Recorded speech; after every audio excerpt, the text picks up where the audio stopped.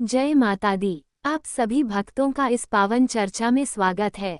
नवरात्रि का पर्व केवल व्रत और उपवास भर नहीं है, बल्कि यह माता रानी की आराधना और उनकी शक्ति के स्मरण का समय है। नवरात्रि में की गई पूजा तभी पूर्ण फल देती है जब हम सही विधि से, सही सामग्री के साथ और सबसे महत्वपूर्ण सच्चे भाव से माता की उपासना करें।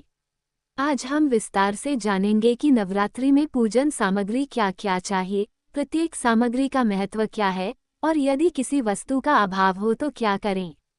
सबसे पहले बात आती है कलश की। कलश केवल एक पात्र नहीं है, ये संपूर्ण ब्रह्मांड का प्रतीक है।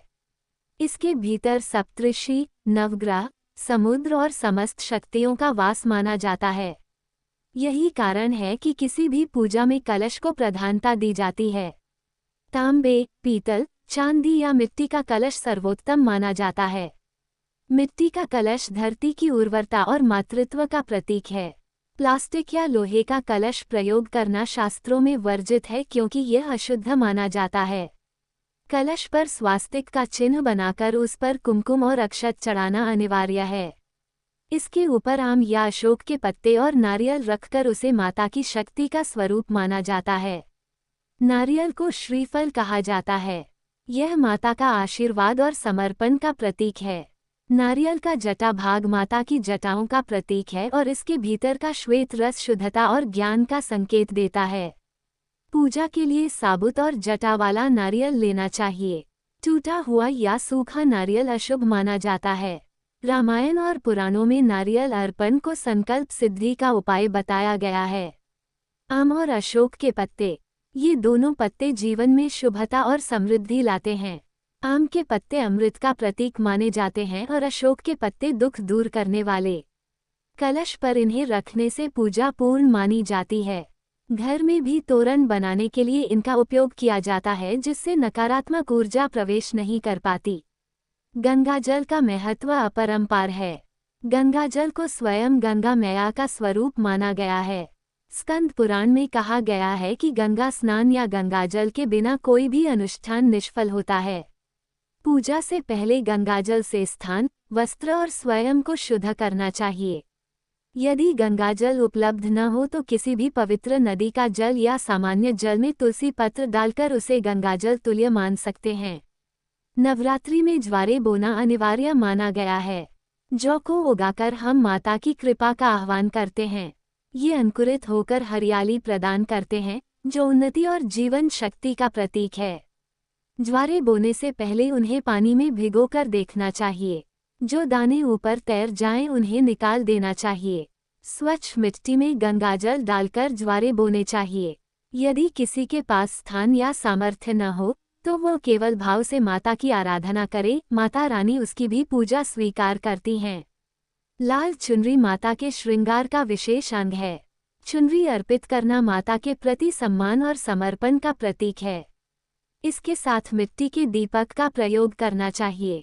दीपक ज्ञान, प्रकाश और जीवन की ऊर्जा का प्रतीक है। अखंड ज्योत जलाना नवरात्रि में अत्यंत शुभ माना जाता है। दीपक पीतल का हो तो उत्तम, परंतु मिट्टी का दीपक सबसे पवित्र माना जाता है। कुमकुम, हल्दी और चंदन तीनों का अपना विशेष महत्व है। कुमकुम शक्ति और सौभाग्य का संकेत है। हल्दी समृद्धि और शुद्धता का प्रतीक है। चंदन शीतलता और संतुलन का द्योतक है। देवी को इन तीनों से तिलक करने से पूजा पूर्ण होती है।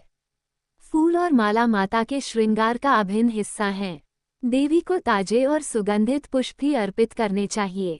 लाल गुड़हल, कमल और गेंदे के फूल नवरात्रि में विशेष प्रिय माने जाते हैं। मुरझाए, टूटे या पहले से सूंघे गए फूलों का उपयोग नहीं करना चाहिए। देवी भागवत में कहा गया है कि देवी ताजे पुष्पों से प्रसन्न होती हैं और भक्त की मनोकामनाएं पूर्ण करती हैं। फल और प्रसाद पूजा का मुख्य भाग हैं। माता को केवल ताजे फल और घर का बना सात्विक प्रसाद ही अर्पित करना चाहिए। बाजार की पैकेट वाली मिठाई या बासी भोजन चढ़ाना निषेध है।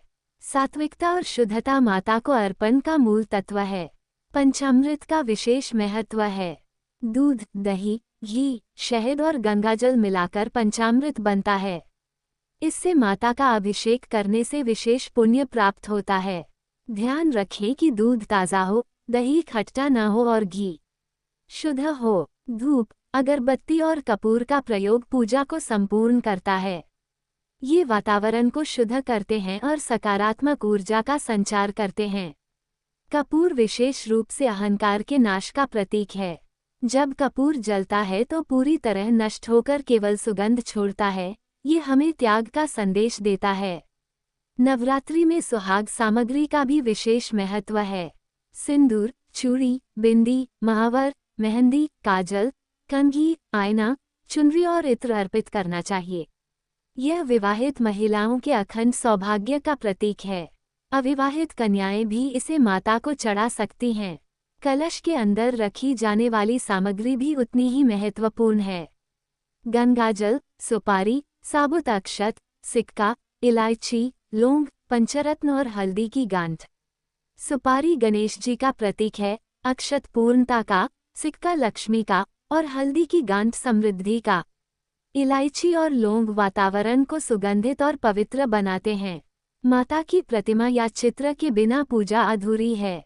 प्रतिमा सिंहासन पर बैठी या सिंह पर सवार मुद्रा में होनी चाहिए। मुख सौम्य और प्रसन्न होना चाहिए। घर में 9 से 18 इंच की प्रतिमा शुभ मानी जाती है। बहुत बड़ी प्रतिमाएं केवल मंदिर या पंडाल के लिए उपयुक्त होती हैं। नवरात्रि में नवग्रह पूजन का भी विशेष महत्व है। सूर्य, चंद्र, मंगल, बुध, बृहस्पति, शुक्र, शनि, राहु और केतु, इन सभी ग्रहों का पूजन जीवन में संतुलन बनाए रखने और अशुभ प्रभावों को दूर करने के लिए किया जाता है। इससे सुख, समृद्धि और सफलता प्राप्त होती है। अखंड ज्योत जलाना भक्तिभाव का चरम रूप है। यह माता की शक्ति और उनके निरंतर संरक्षण का प्रतीक है। मिट्टी या पीतल के दीपक में अखंड ज्योत जलानी चाहिए। आजकल ढक्कन वाले दीपक भी मिलते हैं जो हवा से आसानी से नहीं बुझते। क्षेत्रीय परंपराएं भी विशेष उल्लेखनीय हैं। बंगाल में दुर्गा पूजा में कुम्हारी मिट्टी से बनी प्रतिमा की पूजा की जाती है। गुजरात में गरबा और डांडिया के साथ पूजा का विशेष महत्व है। महाराष्ट्र में देवी को नींबू की माला अर्पित की जाती है। दक्षिण भारत में नवदुर्गा के साथ साथ सरस्वती और लक्ष्मी पूजन भी होता है। यदि किसी सामग्री का अभाव हो तो क्या करें? शास्त्र कहते हैं, भावे ही देवता तुष्टा, अर्थात देवता भाव से ही प्रसन्न होते हैं। यदि आपके पास सभी सामग्री उपलब्ध न हो तो भी सच्चे भाव से माता की आराधना करें। माता रानी आपकी पूजा अवश्य स्वीकार करेगी। इस प्रकार नवरात्रि की पूजा केवल सामग्री का संग्रह नहीं है, बल्कि भाव, भक्ति और श्रद्धा का संगम है। हर सामग्री का एक प्रतीकात्मक महत्व है, परंतु सबसे ऊपर है आपका निष्कपट मन और माता पर विश्वास। यदि मन में श्रद्धा है तो माता साधारण जल और फूल से भी प्रसन्न हो जाती हैं। यदि आपको यह वीडियो पसंद आया हो तो इसे लाइक करें, अपने प्रियजनों के साथ शेयर करें और चैनल को सब्सक्राइब करना न भूलें।